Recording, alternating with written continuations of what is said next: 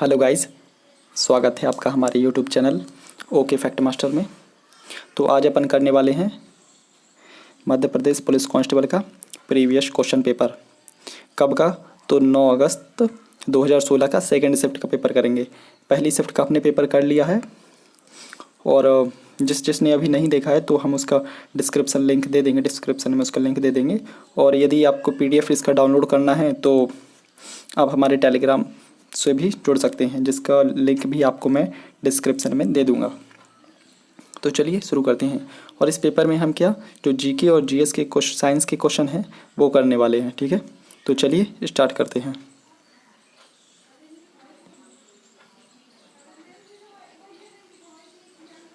पहला क्वेश्चन है, किसने अभिज्ञान शाकुंतलम, कुमार संभवम और रघुवंशम जैसे प्रसिद्ध नाटक लिखे हैं? जो किसकी रचनाएं हैं ये? अभिज्ञान शाकुंतलम, कुमार संभवम और रघुवंशम। तो ये कालिदास की। ऑप्शन नंबर फर्स्ट इसका सही आंसर है।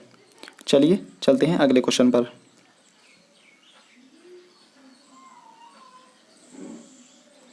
क्वेश्चन नंबर 2 है, केवल अलीराजपुर मध्य प्रदेश में उगने वाली नूरजहां किसकी किस्म है? जो मध्य प्रदेश का अलीराजपुर है उसमें एक नूरजहां नाम की किस्म है, वो कौन से फल की किस्म है? मैं ऑप्शन दिखा देता हूँ। तो इसका सही आंसर है ऑप्शन नंबर 3, आम।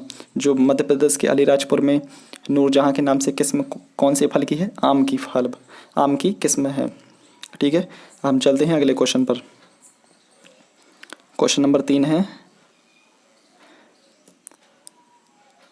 अपनी सीमाओं को, यहाँ पे थोड़ा मिसप्रिंटिंग है, यहाँ पे लिख लीजिए चंदेरी।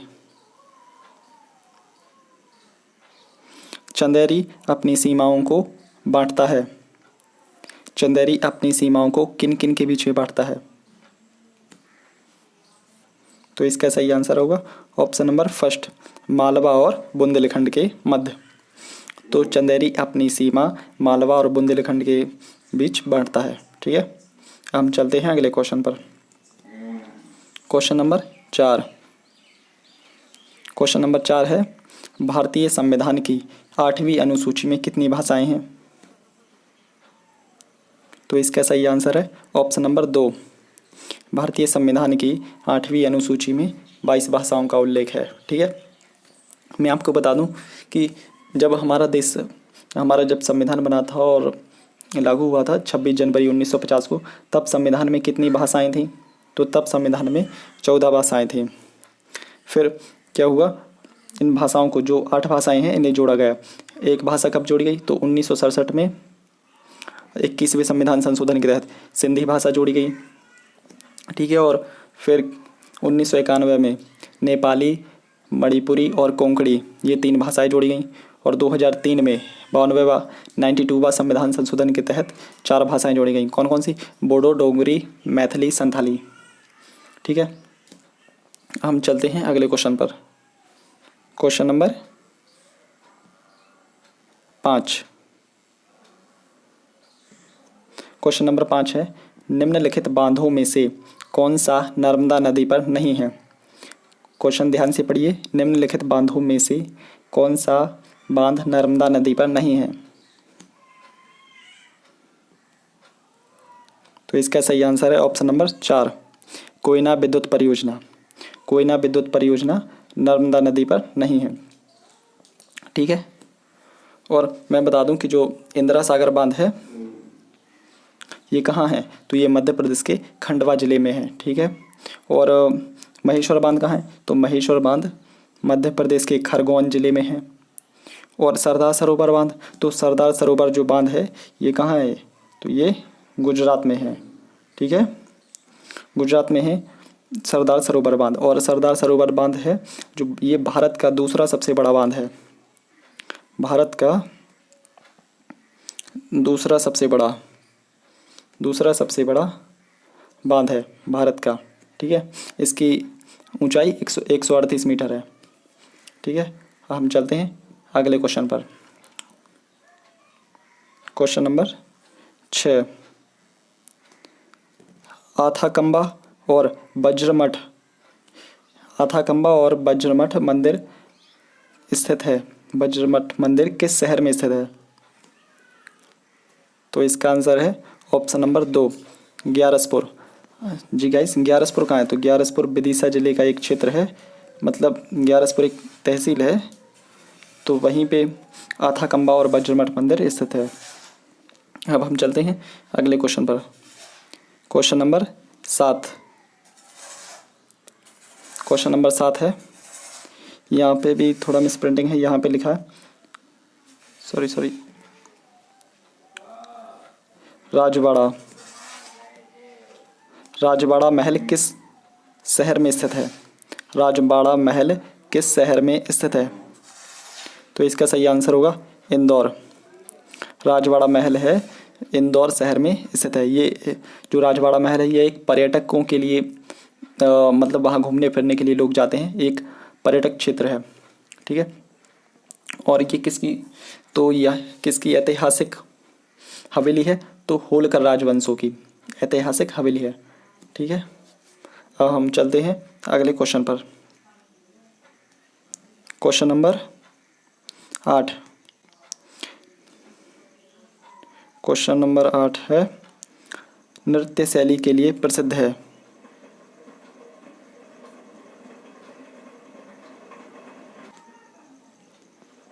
क्वेश्चन नंबर 8 है, यहाँ पे मिस प्रिंटिंग है, थोड़ा लिखिए। असम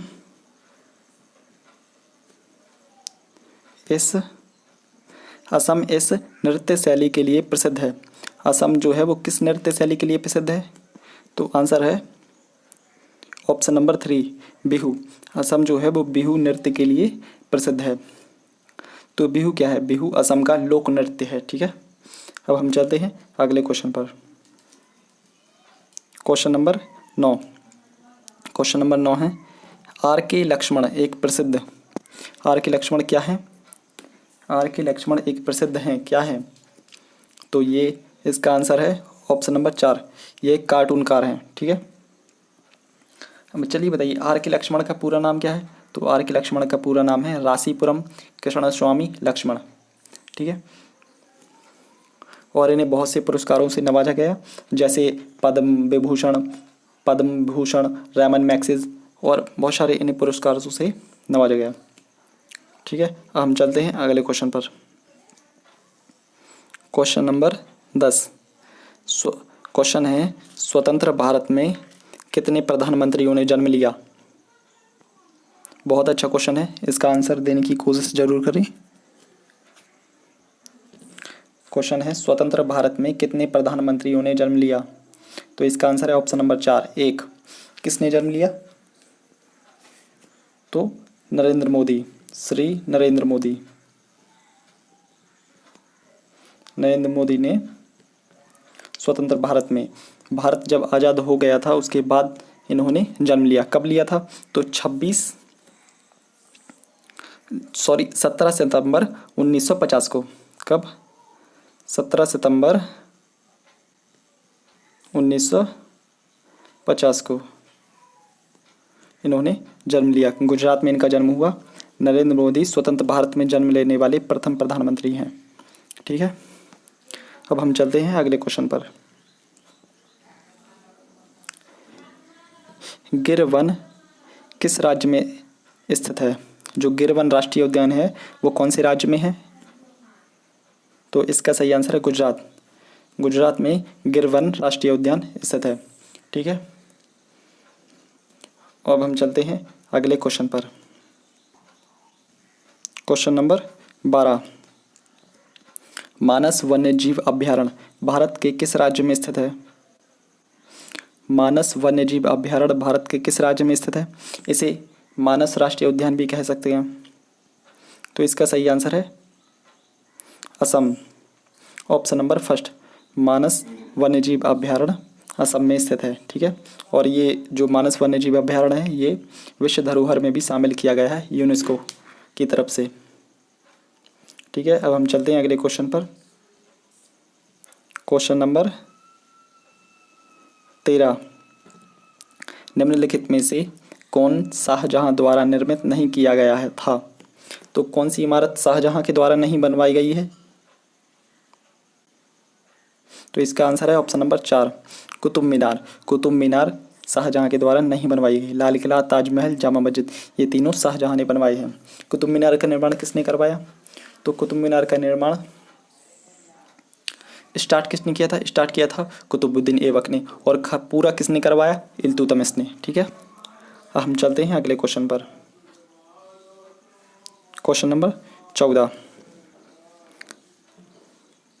रणजी ट्रॉफी, दिलीप ट्रॉफी और ईरानी ट्रॉफी के पहले मैचों में शतक बनाने वाले पहले खिलाड़ी कौन हैं? रणजी ट्रॉफी, दिलीप ट्रॉफी और ईरानी ट्रॉफी के पहले मैचों में शतक बनाने वाले पहले खिलाड़ी कौन हैं?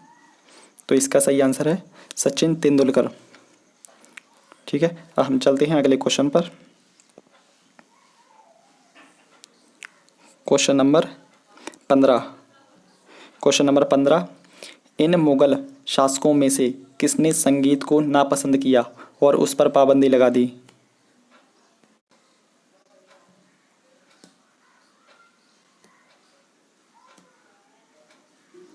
क्वेश्चन है, इन मुगल शासकों में से किसने संगीत को नापसंद किया और उस पर पाबंदी लगा दी?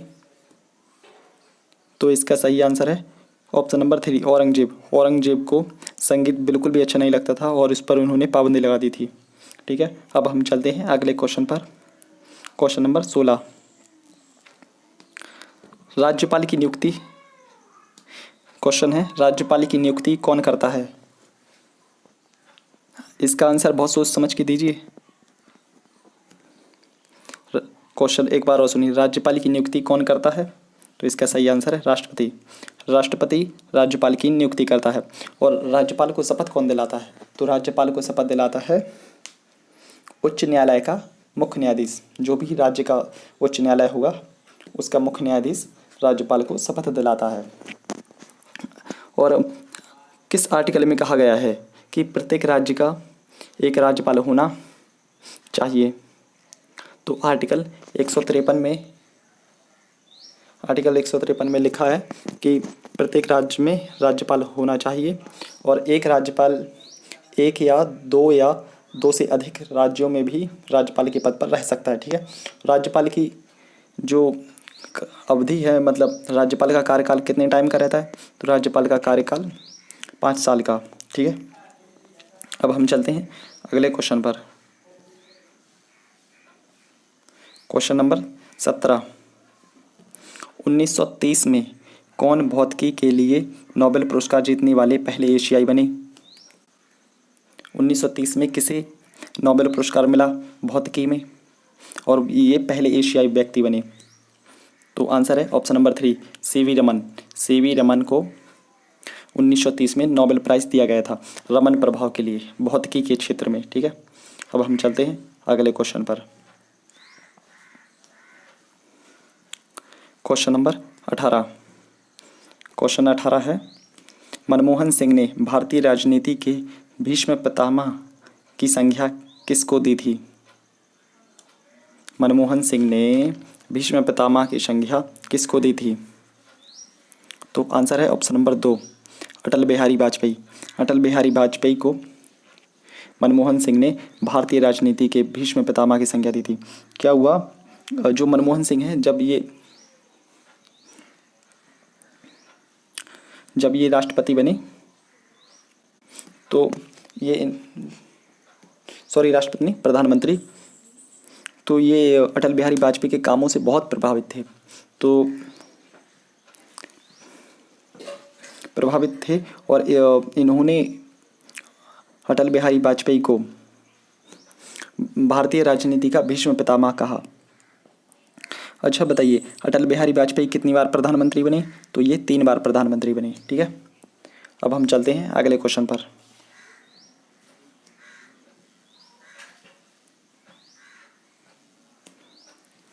क्वेश्चन नंबर 19 है, एक लिंगी पुष्प का उदाहरण क्या है? एक लिंगी पुष्प का उदाहरण क्या है? तो इसका आंसर है ऑप्शन नंबर 1, पपीता। एक लिंगी पुष्प का उदाहरण पपीता है। ठीक है, अब चलिए बताइए, कि एक लिंगी पुष्प होता क्या है? तो मैं बताता हूँ। जिस पुष्प में पुंकेसर और स्त्रीकेसर दोनों में से एक भाग पाया जाए तो उसे एक लिंगी पुष्प कहते हैं।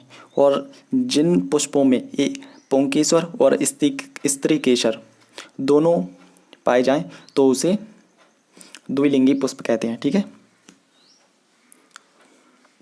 द्विलिंगी पुष्प के उदाहरण, तो द्विलिंगी पुष्प के उदाहरण है गुड़हल हो गया, ठीक है, और एक लिंगी में पपीता हो गया तुम्हारा, और ककड़ी हो गई, और कद्दू हो गया। अब हम चलते हैं अगले क्वेश्चन पर। Question number 20। किस वाद्य यंत्र में समान मोटाई और समान पदार्थ के लघु तार ध्वनि उत्पन्न करते हैं? किस वाद्य यंत्र में समान मोटाई और समान पदार्थ के लघु तार ध्वनि उत्पन्न करते हैं? किस नहीं है यहाँ पे, किसी है, किसी वाद्य यंत्र में। तो इसका सही आंसर है ऑप्शन नंबर फर्स्ट, लंबे तारों की तुलना में उच्च आवृत्ति की ध्वनि उत्पन्न करते हैं। तो हम चलते हैं अगले क्वेश्चन पर। वह जीव जिसमें रक्त परिसंचरण तंत्र नहीं होता है। वह जीव जिसमें जिसमें कर लीजिए यहाँ पे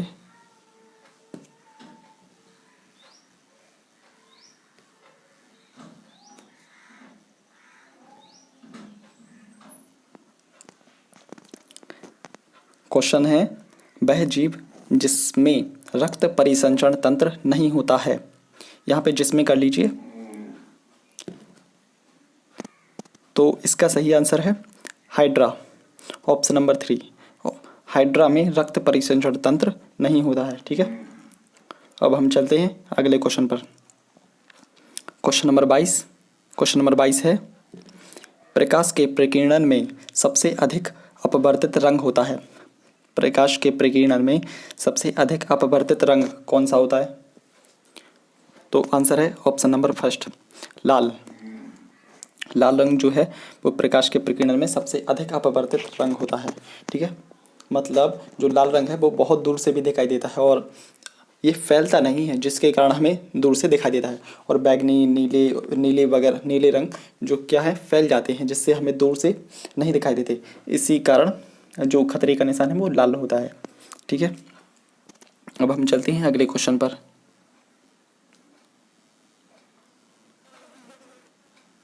क्वेश्चन नंबर 23 है, एक वयस्क मानव में विश्राम के दौरान श्वसन की दर है।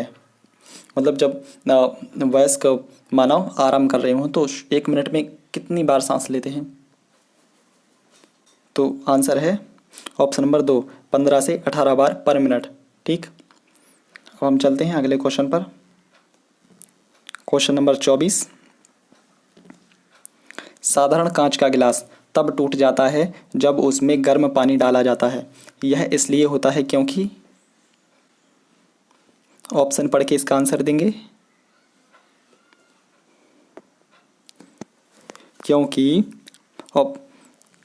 कांच में रेखीय प्रसार अधिक होता है। इसका आंसर होगा ऑप्शन नंबर फर्स्ट। ठीक है। अब हम चलते हैं अगले क्वेश्चन पर। क्वेश्चन नंबर 25, एक रेफ्रिजरेटर में फ्रीजर को सुनिश्चित करने के लिए रखा जाता है। फ्रीजर को यहाँ पे सीट्स कर लीजिए। फ्रीजर को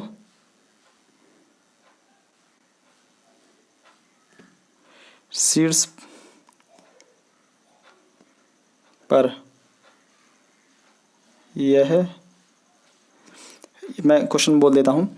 एक रेफ्रिजरेटर में फ्रीजर को शीर्ष पर यह सुनिश्चित करने के लिए रखा जाता है कि यह सुंदर दिखे, शीतल वायु शीर्ष पर रहे, इसे संभाला।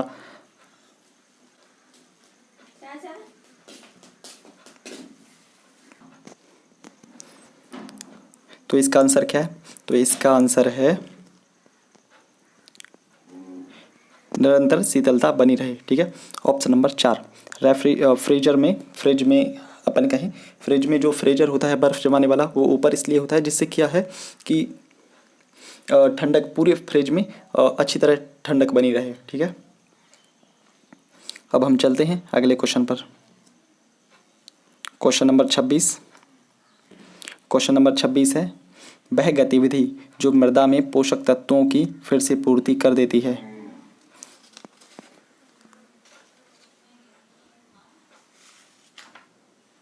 वह गतिविधि जो मृदा में पोषक तत्वों की फिर से पूर्ति कर देती है। तो इसका आंसर है ऑप्शन नंबर 4 शस्य आवर्तन।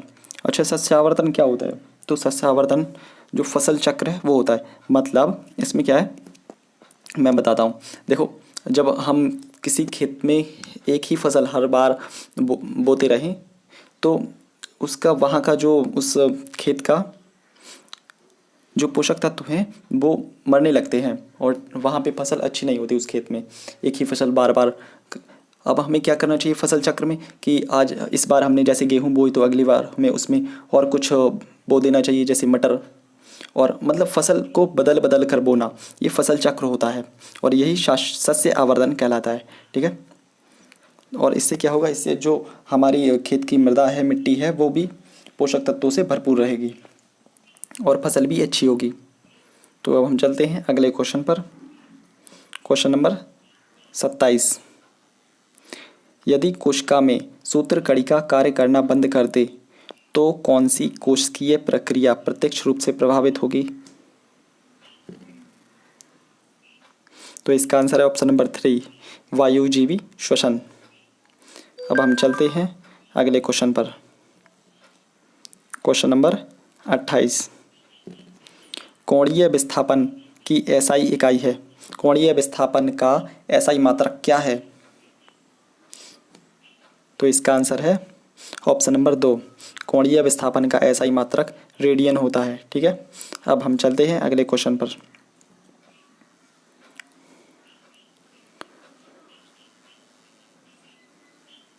क्वेश्चन नंबर 29, जब एक पहिया पंचर हो जाता है तब हवा पंचर क्षेत्र से बाहर निकल जाती है और पहिया खंडित हो जाता है। यह इसलिए होता है क्योंकि, आप ऑब्जेक्ट पढ़ें और आंसर दें।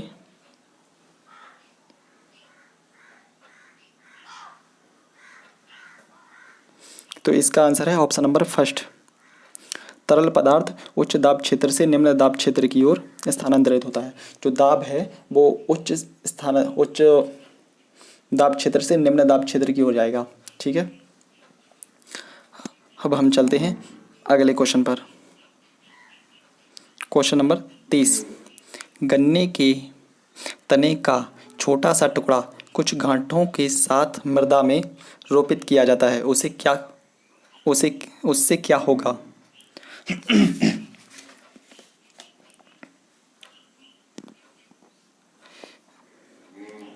क्वेश्चन नंबर 30, गन्ने के तने का छोटा सा टुकड़ा कुछ गांठों के साथ मृदा में रोपित किया जाता है, उससे क्या होगा?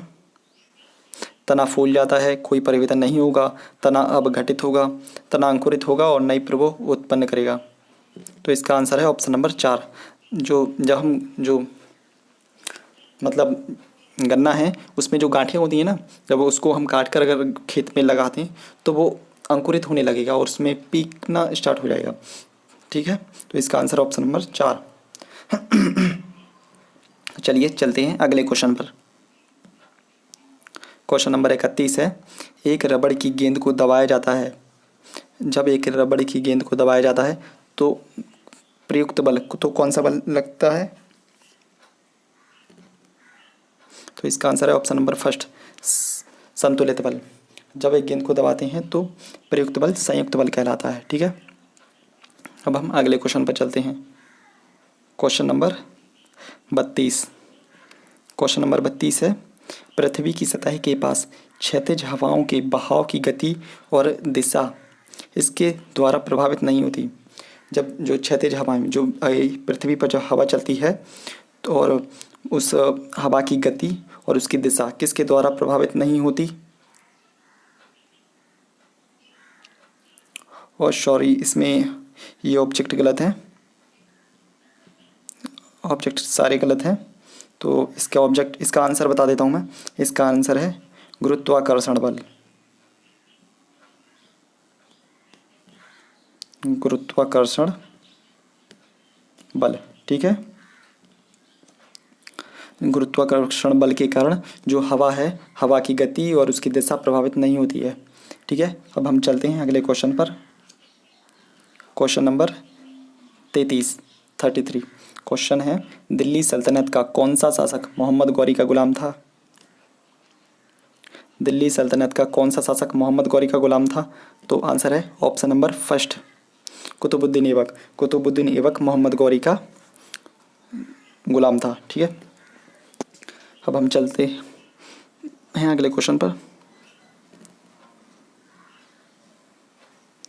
तो आज के लिए इतने ही क्वेश्चन हैं इस पेपर में, ठीक है।